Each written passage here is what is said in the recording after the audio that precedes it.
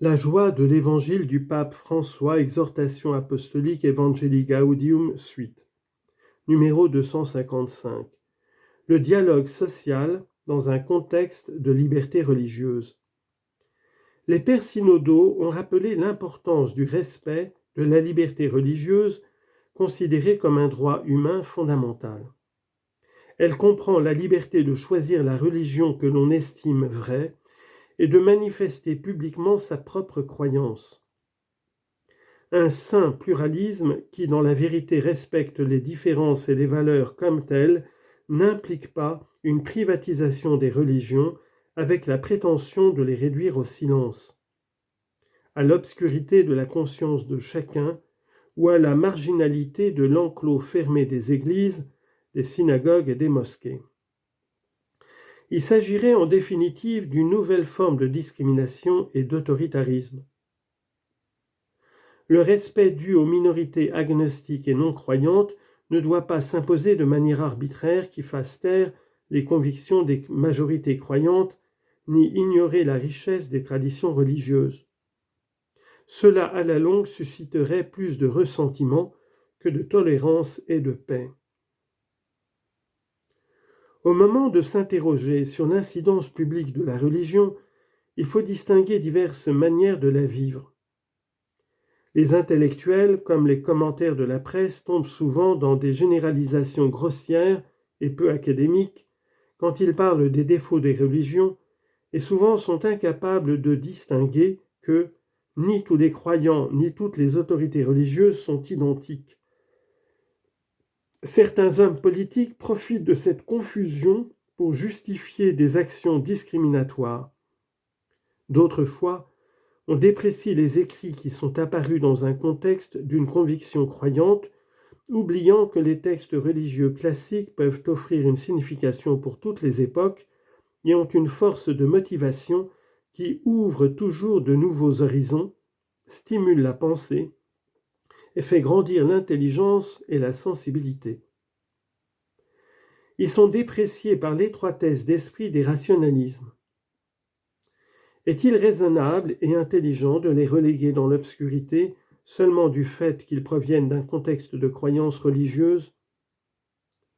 Ils contiennent des principes fondamentaux profondément humanistes qui ont une valeur rationnelle, bien qu'ils soient pénétrés de symboles et de doctrines religieuses. Comme croyants, nous nous sentons proches aussi de ceux qui, ne se reconnaissant d'aucune tradition religieuse, cherchent sincèrement la vérité, la bonté, la beauté, qui pour nous ont leur expression plénière et leur source en Dieu. Nous les voyons comme de précieux alliés dans l'engagement pour la défense de la dignité humaine, la construction d'une cohabitation pacifique entre les peuples et la protection de la création. Un espace particulier est celui des dénommés nouveaux aréopages, comme le parvis des gentils, où croyants et non-croyants peuvent dialoguer sur les thèmes fondamentaux de l'éthique, de l'art, de la science et sur la recherche de la transcendance. Ceci aussi est un chemin de paix pour notre monde blessé. À partir de quelques thèmes sociaux importants en vue de l'avenir de l'humanité, j'ai essayé une fois de plus d'expliquer l'inévitable dimension sociale de l'annonce de l'Évangile pour encourager tous les chrétiens à la manifester toujours par leurs paroles, leurs attitudes et leurs actions. Chapitre 5. Évangélisateur avec esprit. Évangélisateur avec esprit veut dire évangélisateur qui s'ouvre sans crainte à l'action de l'Esprit Saint. À la Pentecôte, l'Esprit fait sortir d'eux-mêmes les apôtres et les transforme en annonciateurs des grandeurs de Dieu que chacun commence à comprendre dans sa propre langue.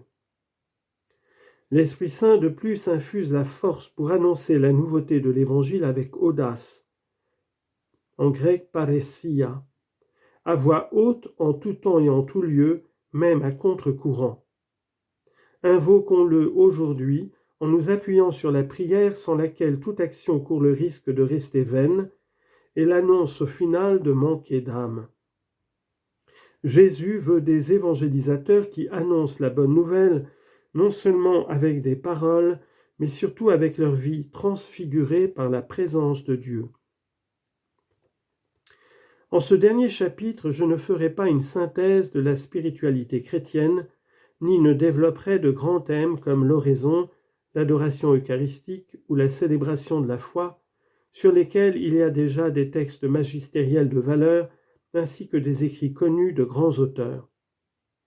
Je ne prétends pas remplacer ni dépasser tant de richesses. Je proposerai simplement quelques réflexions sur l'esprit de la nouvelle évangélisation. Quand on dit que quelque chose a un esprit, cela désigne habituellement les mobiles intérieurs qui poussent, motivent, encouragent et donnent sens à l'action personnelle et communautaire. Une évangélisation faite avec esprit est très différente d'un ensemble de tâches vécues comme une obligation pesante que l'on ne fait que tolérer, ou quelque chose que l'on supporte parce qu'elle contredit ses propres inclinations et désirs.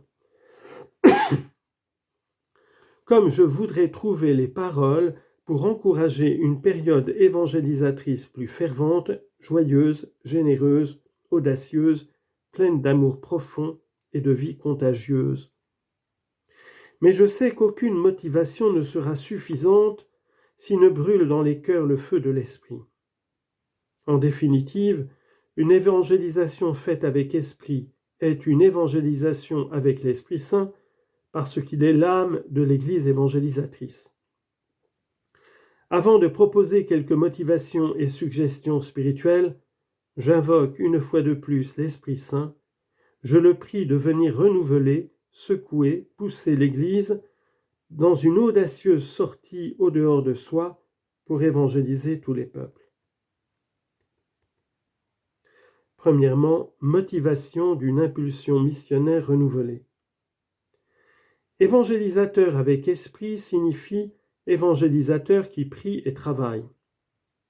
Du point de vue de l'évangélisation, il n'y a pas besoin de propositions mystiques, sans un fort engagement social et missionnaire, ni de discours et d'usages sociaux et pastoraux, sans une spiritualité qui transforme le cœur. Ces propositions partielles et déconnectées ne touchent que des groupes réduits et n'ont pas la force d'une grande pénétration parce qu'elles mutilent l'Évangile. Il faut toujours cultiver un espace intérieur qui donne un sens chrétien à l'engagement et à l'activité. Sans des moments prolongés d'adoration, de rencontres priantes avec la parole, de dialogue sincère avec le Seigneur, les tâches se vident facilement de sens, nous nous affaiblissons à cause de la fatigue et des difficultés, et la ferveur s'éteint.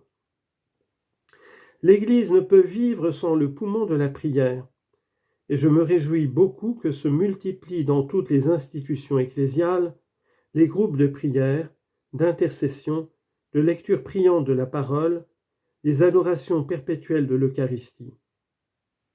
En même temps, on doit repousser toute tentation d'une spiritualité intimiste et individualiste qui s'harmoniserait mal avec les exigences de la charité, pas plus qu'avec la logique de l'incarnation. Il y a un risque que certains moments d'oraison se transforment en excuses pour ne pas se livrer à la mission, parce que la privatisation du style de vie peut porter les chrétiens à se réfugier en de fausses spiritualités. Il est salutaire de se souvenir des premiers chrétiens et de tant de frères au cours de l'histoire qui furent remplis de joie, pleins de courage, infatigables dans l'annonce et capables d'une grande résistance active. Il y en a qui se consolent en disant qu'aujourd'hui c'est plus difficile. Cependant, nous devons reconnaître que les circonstances de l'Empire romain n'étaient pas favorables à l'annonce de l'Évangile, ni à la lutte pour la justice, ni à la défense de la dignité humaine. À tous les moments de l'histoire, la fragilité humaine est présente, ainsi que la recherche maladive de soi-même, l'égoïsme confortable et en définitive la concupiscence qui nous guette tous. Cela arrive toujours sous une forme ou sous une autre, cela vient des limites humaines plus que des circonstances. Par conséquent, ne disons pas qu'aujourd'hui c'est plus difficile. c'est simplement différent. Apprenons plutôt des saints qui nous ont précédés et qui ont affronté des difficultés propres à leur époque. À cette fin, je propose que nous nous attardions à retrouver quelques motivations qui nous aident à les imiter aujourd'hui.